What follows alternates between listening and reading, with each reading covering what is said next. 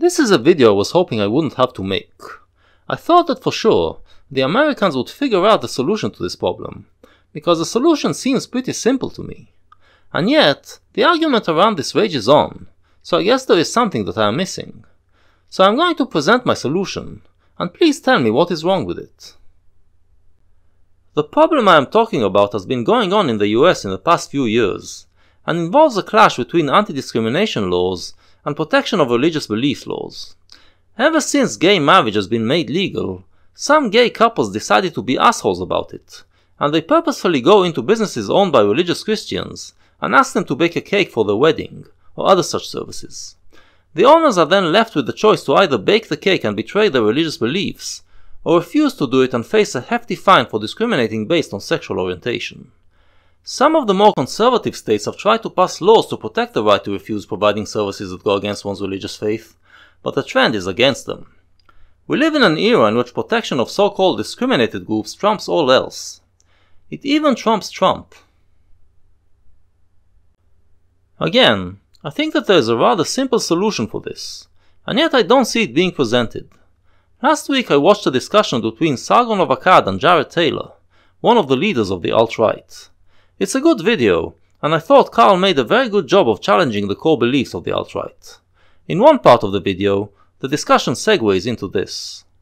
Yeah, but no one's making you treat anyone any particular way. I mean, no one's saying, well, who's doing this? If I wish to employ people, or if I wish to serve people, if I wish to live with people. We have very strict laws. No, well, it does affect me personally. If I want to have a restaurant and I wish to serve only white people, I don't have that right. The government will say, no, you must admit these people. If I want to have a nightclub and I wish to attract young men and young white women so that they will meet each other and have young white children, oh my gosh, can you imagine just the sort of opprobrium that would attract? I think they've labelled you as bad as it's going to get, to be honest. I don't think there's anything worse they can call you. But I mean, I'm actually on the side of bake the cake, to be honest. I know. I'm not a very good libertarian. Yeah. Oh, the gay cake. If you're going to serve the public, then I think you should serve the public indiscriminately. Why? Why must I do business with people I prefer not to do business with? Because because eventually what it'll do is it'll create a class of second-class citizens within their own country who can do very little about it. I mean, what if you're a black man and you're traveling across the country and you find yourself in this white ethno colony and you run out of fuel and everyone says, no, I'm sorry, I'm not going to serve you because you're black. And then if you want to get a drink, no, I'm sorry, you can't have a drink because you're black. We don't serve blacks here. How is that acceptable? Well, you are not harming anyone by refusing to deal with that person. He's no worse off than he was before. No, you're not harming him. If he's a thirsty man and he needs a drink, you are harming him by refusing to serve him. No, you have not made him any thirstier. You have left him in exactly the state he was. He may be disappointed, but he's not harmed. Now, it's like the question I raised earlier about my wishing to spend time in the company of some movie starlet. She has not harmed me. She has disappointed me if she says, get lost, geezer. Now, the whole question of the free market, if need be, will take care of those questions if there is a large demand for them. And in fact, nobody's going to starve to death because he wasn't able to. I concede it's an unlikely scenario. Very unlikely. But it's just to show the innate flaws with the principles of the thing. As we can see, the argument revolves around the autonomy of businesses. Taylor thinks that private business owners should be allowed to discriminate, whereas Sargon thinks that there should be limits even for private businesses.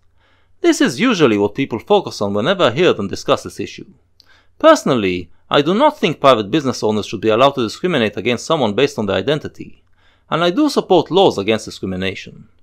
But there are limits to what these laws should protect. And here's the principle that I think should apply. A business owner should not be allowed to discriminate against someone based on their identity, but they should be allowed to refuse requests for a specific order, and they should also be allowed to refuse to serve for an event. Let's say I have a bakery, and a neo-Nazi walks in and wants to buy a cake. Will I sell it to him? Sure, why not? I'm a Jew, but as long as he behaves himself, The man has a right to eat, and his money is as good as anyone's. But if he asks me to bake a cake that says gas the Jews, I am not going to do it, and I don't think I should be compelled to do it by law. I am not refusing to serve the man, I am refusing to use my talents to create something that he envisioned. Selling cakes is something that I do every day, so not selling a cake to him would be discrimination.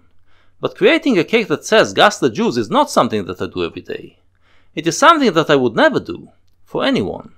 So it is not discrimination if I refuse to do it for him.